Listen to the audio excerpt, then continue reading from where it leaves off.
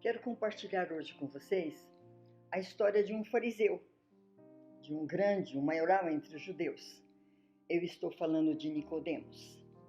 Nós temos visto que o Senhor Jesus Cristo, muitos eventos que ele realizou estando no nosso meio, quando esteve aqui na terra, foram registrados nos evangelhos de Mateus, Marcos e Lucas como milagres. E Jesus curava enfermos, Jesus dava paz para quem estava endemoniado. Jesus ensinava, ele fez coisas grandiosas. Só que no Evangelho de João, esses grandes milagres de Jesus são apresentados como sinais. E nós começamos a perceber que sinais são como que uma amostragem para nós que caminho seguir, já que Jesus Cristo mesmo disse que ele é o caminho, a verdade e a vida, que nos levasse até a cruz, ou melhor, até a salvação e até a ressurreição. Porque Jesus Cristo percorreu todo esse caminho por minha causa, por sua causa, para que hoje nós pudéssemos ter a garantia da vida eterna por causa da sua ressurreição, nossos pecados perdoados por causa da sua morte. Então vamos retomar a história de Nicodemos. O texto bíblico diz que havia entre os fariseus, João, capítulo 3, primeiro versículo, um homem chamado Nicodemos, um dos principais dos judeus, como eu havia dito. Este, de noite, foi ter com Jesus e lhe disse: Rabi, sabemos que és mestre vindo da parte de Deus, porque ninguém pode fazer os sinais que tu fazes se Deus não estiver com ele. Há aqui já um reconhecimento. E nós poderíamos questionar por que Nicodemos foi em busca de Jesus Cristo à noite. Ele não precisava ir à noite, mas eu creio que ele queria ter uma conversa com mais privacidade. Só ele e o mestre. Porque ele reconhecia Jesus como mestre. Foi assim que ele disse quando ele cumprimentou Jesus. Ele disse, Rabi, que quer dizer mestre. E ele vai um pouco além, ele fala, se o Senhor não viesse da parte de Deus, o Senhor não poderia fazer os sinais que tem feito.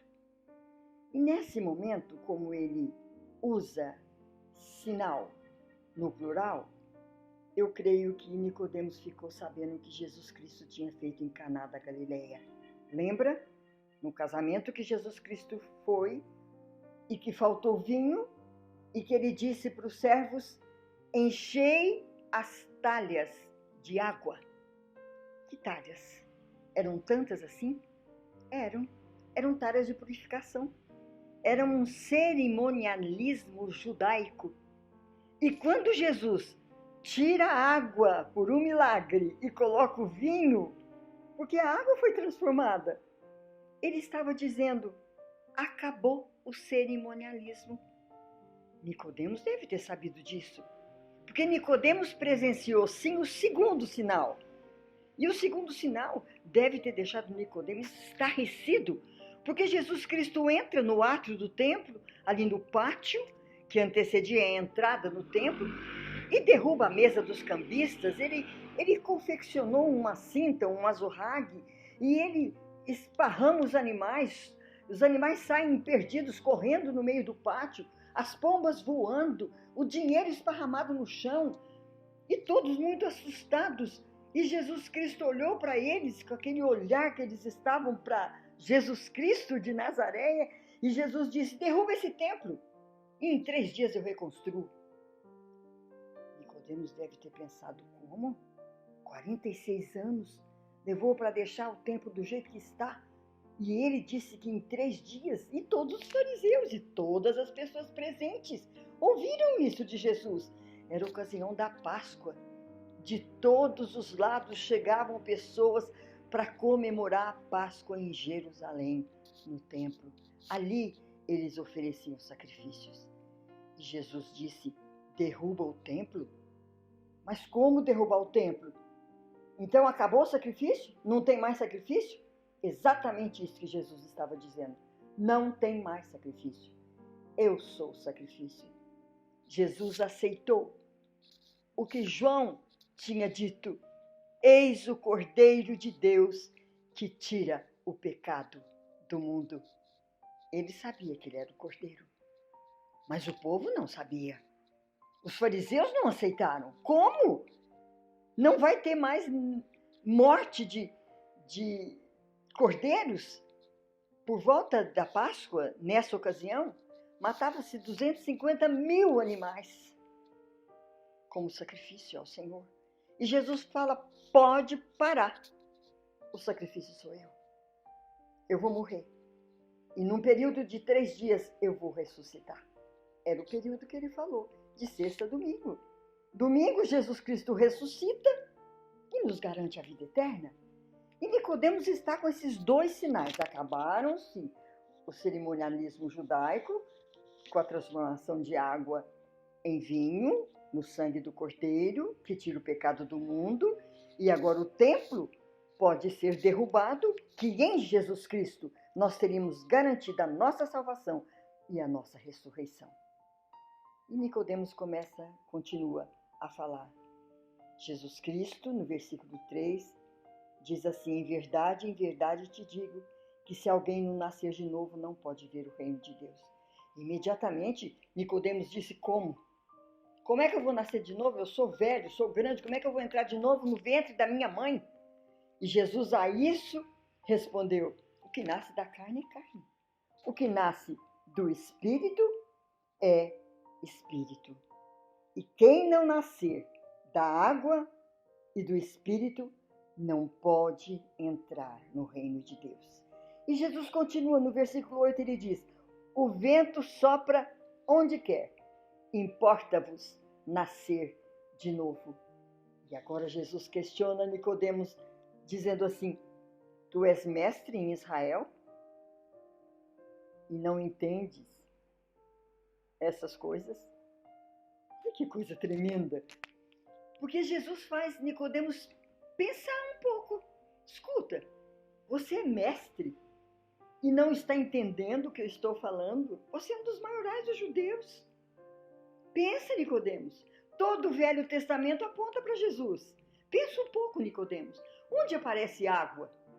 Onde aparece vento? Estava indicando a minha vida, a vida de Jesus Cristo. E ele diz assim para Pedro: você é mestre? Não consegue pensar no que eu estou te falando?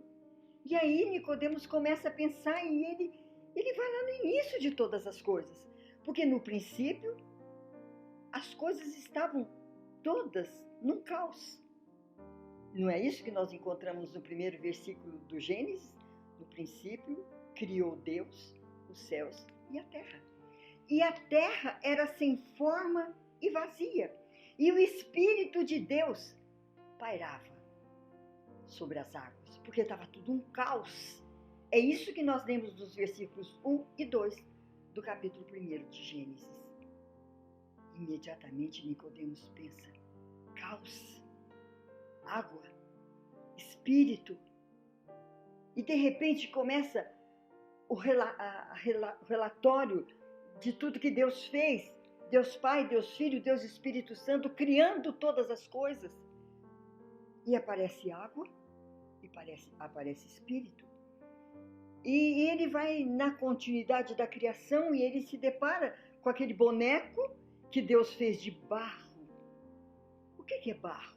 Senão terra e água. E aí, depois que Deus faz o boneco, ele sopra nas narinas um vento, que é o Espírito. E em contato com aquele barro, esse Espírito que foi soprado por Deus se torna alma vivente. Somos nós, corpo, alma e Espírito. E Nicodemos começa a juntar todas essas coisas.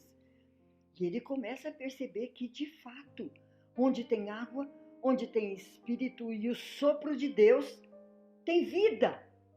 Era isso que Jesus queria mostrar. Eu vim para que tenham vida, e vida em abundância. Ele era um dos grandes mestres, mas ele não tinha vida. Ele dependia de rituais e Jesus está falando para ele: chega, Nicodemos, eu estou aqui. E Nicodemos continua caminhando e ele lembra de Moisés lá em Deuteronômio, que fala que um profeta viria e que esse profeta faria diferença em toda a cultura israelita. E quando ele pensa em Moisés, ele pensa no êxodo, o povo saindo da escravidão do Egito, mas se deparando com a água, com o mar vermelho e o exército do faraó na retaguarda, pronto para matá-los. E agora? O que fazer? O mar mataria, mas se eles não atravessassem, o exército do faraó também os mataria. Gênesis 15, um vento oriental sopra a noite toda e abre o mar. O povo de Israel, escravo, atravessa a água por causa do sopro de Deus e se torna uma nação livre. E Nicodemos foi entendendo todos esses recados que estavam no Velho Testamento. E ele para em Ezequiel capítulo 37 e ele lembra dos ossos secos. E Deus disse para o profeta: sopra sobre eles, sopra, e eu vou ressuscitá-los, e eles serão o grande exército da minha nação de Israel. Pronto. Nós já vemos Nicodemos, um homem convertido. Mas como convertido? Quando os fariseus se reuniram para condenar Jesus, Nicodemos se faz presente e fala: como? Vocês vão condenar um homem sem julgá-lo? E não se esqueçam de que Nicodemos estava no sepultamento de Jesus. Ele foi com Arimateia pedir o corpo do seu mestre. E eu creio que Nicodemos pensou: ele não vai ficar exposto para ser comido por feras. Não, meu mestre não. Meu mestre vai ser sepultado. Nicodemos estava no sepultamento de Jesus Cristo. Esses são os 2 sinais. Só 2 sinais fez com que um homem nascesse de novo. O que você está esperando? Jesus tem muitos sinais, mas comece a gozar da sua vida eterna agora. Diga para Jesus: eu entendi que o Senhor me purifica e eu entendi que o seu sangue, vertido na cruz do Calvário, limpou a minha vida de todos os pecados. E a sua ressurreição me dá garantia de vida eterna. Com certeza, hoje podemos dizer juntos: Jesus, quero ouvir o teu nome quando a trombeta tocar e eu me reencontrar com o Senhor nos ares. Podemos dizer juntos: Maranata, ora vem, Senhor Jesus. Deus te abençoe. Amém.